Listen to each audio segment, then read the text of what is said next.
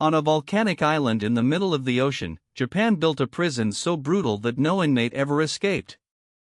Not because of walls or guards, because the ocean itself was the prison. The currents surrounding the island killed anyone who tried to swim. 15 kilometers off the coast of Nagasaki, Japan, there is an island that looks like a battleship. It is 480 meters long and 150 meters wide, roughly the size of a few city blocks. It is covered entirely in concrete. Abandoned apartment buildings, factories, schools, and hospitals crowd every meter of its surface. From a distance, it looks like a warship frozen in stone. Its name is Hashima. The world knows it as Gunkanjima Battleship Island. And for decades, it was one of the most densely populated places on Earth, a forced labor camp, and an inescapable prison surrounded by deadly ocean currents. Hashima sits on top of an undersea coal deposit. Mining began in 1887 when Mitsubishi purchased the island. Over the following decades, the company built an entire city on this tiny rock to house the workers who extracted coal from shafts that extended hundreds of meters beneath the ocean floor. By the 1950s, Hashima had a population density of 83,500 people per square kilometer, the highest population density ever recorded anywhere on Earth. Over 5,000 people lived on an island smaller than a football stadium. They lived in Japan's first concrete high-rise apartment buildings, some reaching 9 stories. There was a school, a hospital, a cinema, a temple, shops, and a communal bathhouse. There was no greenery. No soil. No trees. But the most disturbing chapter of Hashima's history occurred during World War II. Between 1943 and 1945, the Japanese government forced an estimated 500 to 800 Korean and Chinese prisoners to work in the island's coal mines. The conditions were inhuman.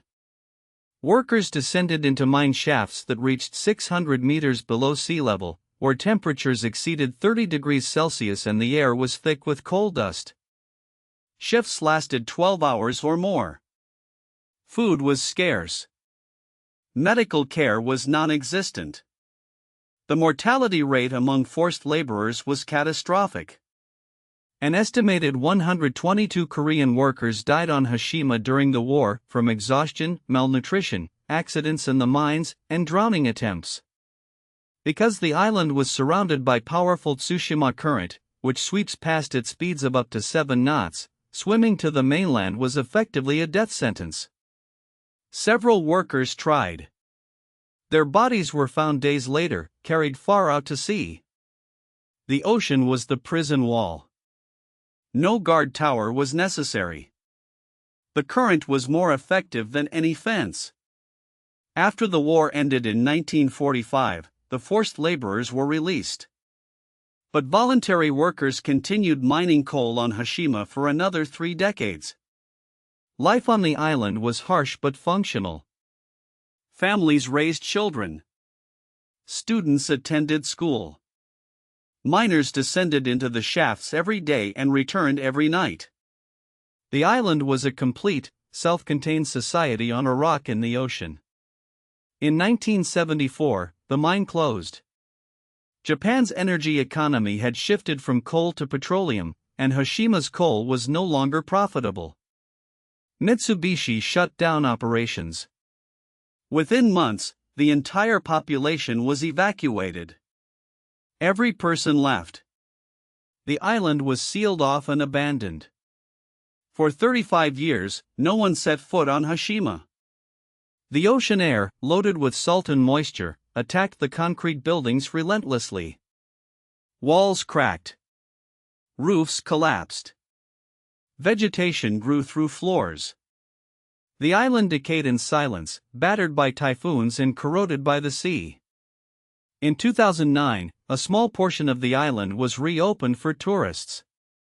Visitors are restricted to a designated walking path and are not permitted to enter any buildings.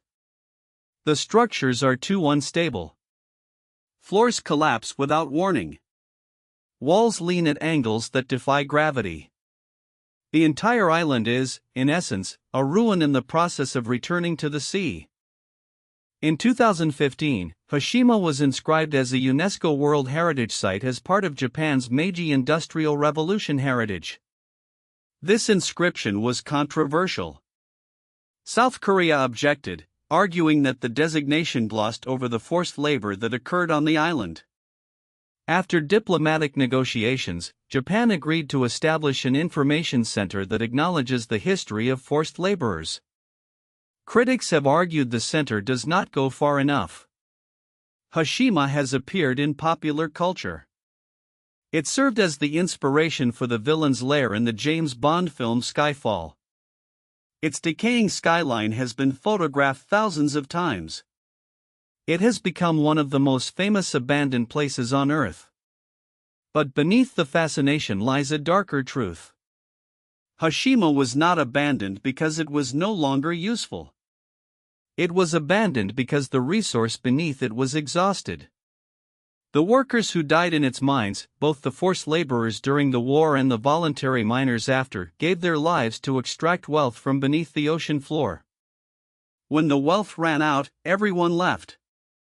Today, Fushima sits empty. The concrete is crumbling. The sea is reclaiming the walls. The buildings that once housed 5,000 people are falling, floor by floor, into themselves. Within a few decades, the ocean will finish what time has started, and Battleship Island will disappear beneath the waves. No one will live there again. But for the tourists who visit, walking the narrow path between collapsing buildings with the ocean crashing against the seawalls, Fushima offers something rare, a glimpse of what a human city looks like when every human leaves and never comes back. If you found this fascinating, subscribe for more stories like this. We post new videos every week.